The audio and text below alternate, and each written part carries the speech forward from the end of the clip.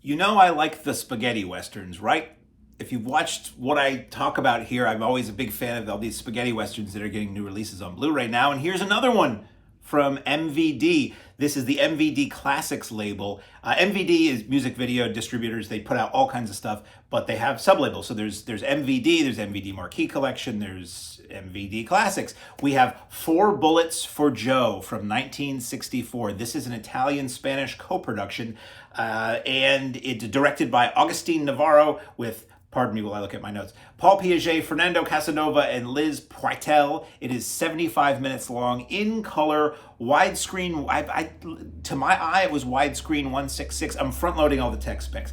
Widescreen 166. I looked this up on the IMDb, and it listed it as 235 widescreen, but it didn't look cramped at all, so I'm thinking 166 was correct for this. And it was very interesting. You know, I love spaghetti westerns because they're so often weird. They're very stylish. The music is really cool and stylish. The way they're shot is stylish. The villains are weird. The heroes are weird. They're different. They're not like these standard American westerns that were, good guy, bad guy, white hat, black hat. You get 10 minutes to get out of this town, that kind of stuff. I always like the spaghetti westerns because they're different.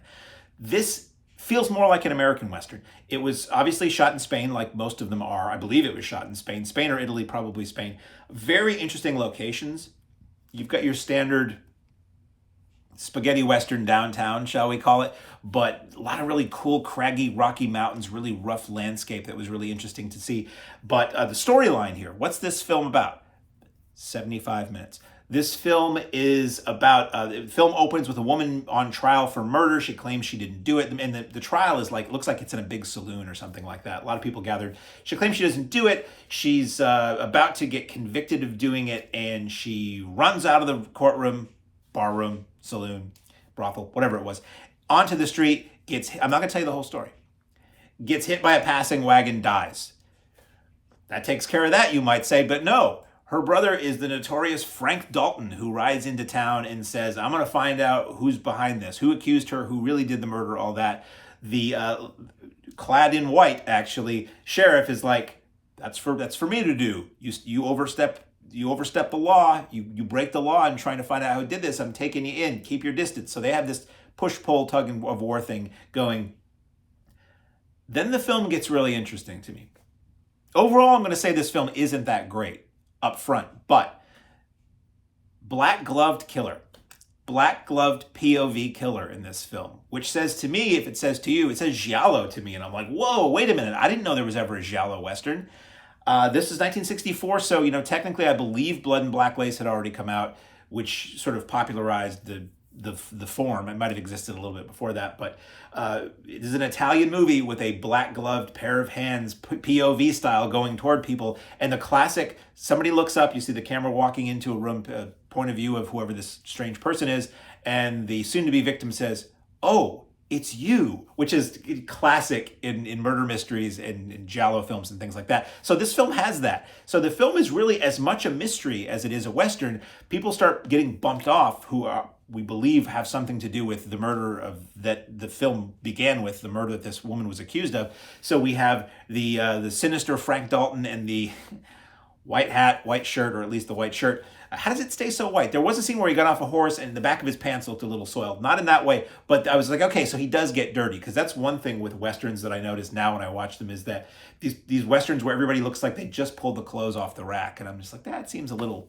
dime store to me. But the hero and the villain, so to speak, are both looking to find who the killer is before everybody gets bumped off. So who will survive and what will be left of them? So that was really interesting. Overall, though, even at 75 minutes, the movie is pretty sluggish. It really feels like a standard American Western. It's the camera setups, other than that POV black glove thing, are not very interesting. The acting, who knows what the original acting was like because it's dubbed. It's okay, but it's kind of a stiff, sluggish Western. But I gotta say, it's worth watching if you're a fan of giallos and Italian Westerns for that giallo aspect, because I don't know if any other Western ever did something like that. I don't know if they were consciously aping the style of the films that had just started being made with that thing or not, but it was really interesting to see. So what else do I have to say about this? There were no extras per se on this. There were trailers for other MVD releases. You had Hudson River Massacre, which was just a clip. You had Convoy of Women, which is a new trailer, like a new video generated trailer for this film, and a Women in Prison video trailer for a Women in Prison movie called Jailhouse Wardress. So it was a good collection of just kind of junky trailers for probably junky movies. And when I say junky and trashy, that is never necessarily a bad thing. So, I'll show you what it looks like. This is a really cool cover. So, 4 Bullets for Joe. It looks like either an old movie poster or an old paperback, like an old Western paperback, which is kind of nice. The back, you get some stills and some info, and then you crack it open, and you got, I believe that's our hero. That's our hero. I can't really recall offhand who Joe was in this, but anyway, available now on Blu-ray from the MVD Classics collection. The Strange Western Giallo from 1964, Italy-Spanish co-production, 4 Bullets for Joe.